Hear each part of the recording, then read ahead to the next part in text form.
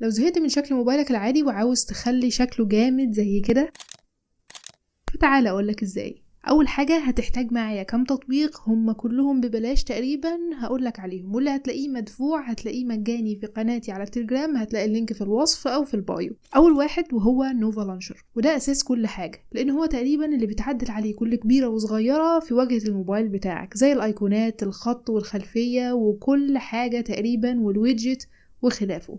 نزله من جوجل بلاي بشكل مجاني وهنكمل مع بعض. تاني تطبيق وهو KWGT، واللي هو مسؤول عن استضافة الويدجت او الاشكال اللي احنا بنحطها على الشاشة الرئيسية وبيعدل فيها وفي حجمها الى اخره. نمرة 3 وهي الايقونات. اي ايقون باك يعجبك تقدر تنزله بشكل مجاني او مدفوع من جوجل بلاي، واي حاجة هنستخدمها النهاردة هتلاقيها موجودة ببلاش على التليجرام بتاعي. اخيرا وليس اخرا وهو التطبيق المسؤول عن الخلفيات اللي هتعجبك واللي هتختارها على ذوقك وتقدر تحطها لخلفية الشاشة بتاعتك، وبعدين نبدأ نشتغل. ودلوقتي هندخل في المفيد ونبدأ ننفذ الشغل مع بعض. لو عاوز تعمل سيت اب زي ده مثلا، اول حاجة تعملها هي الخلفية اللي انا اخترتها دي موجودة على تطبيق اسمه بيبرز، تقدر تنزلها بشكل مجاني من جوجل بلاي، وهتبحث عن اسم جوكر وهتلاقي الصورة اللي موجودة هنا، هتحددها خلفية للشاشة الرئيسية.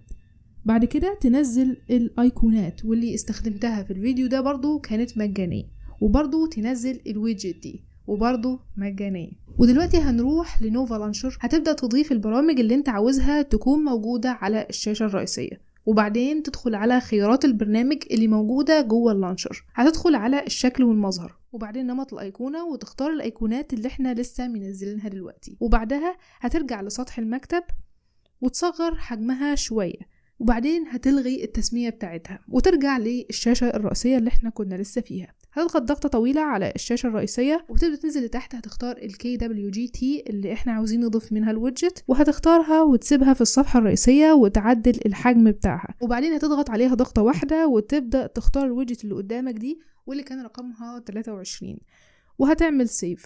وبعدين هنرجع نعمل نفس الحركة تاني، نضغط ضغطة طويلة على الشاشة الرئيسية، نضيف KWGT إضافة تاني ونظبط الحجم بتاعها، ونختار الويدجت اللي احنا استخدمناه هنا واللي هي رقم 53 زي ما انت شايف في الفيديو قدامك. وكده بدون اي تعب ومنتهى السهولة بقى عندك سيت اب جديد لموبايلك وشكله جامد جدا. لو عجبك الفيديو اعمل لايك وتابعني في كل مكان من خلال اللينك اللي موجود في الوصف او في البايو على حسب انت بتشوفني منين.